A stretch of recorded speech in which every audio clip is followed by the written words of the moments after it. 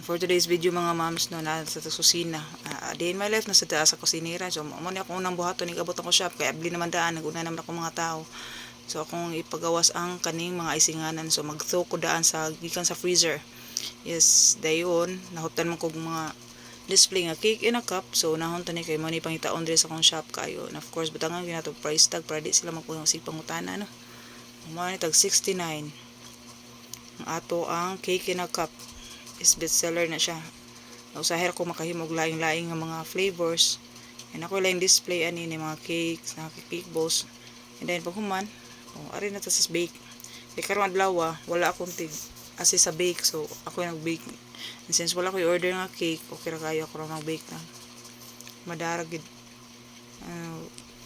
Mix na kog duha ka mix para sa mga orderon na ugma. So ani ni ako, may orderon na ugma, i-prepare a day before para ready to icing na lang. Usa diyang gigusla naman ko kay udto na. Yan naman ko'y okra ra may ako nakita diri sa akong ref. No? May bukat. Hinawam ka tag okra. Ako yung butang ng cheese. Para na sa twist. Di sa tasig lapuan ng okra. So paniudto na nako. Kung butang ka ng cheese. Naman ko ng cheese no niya. Ako sa i-fried.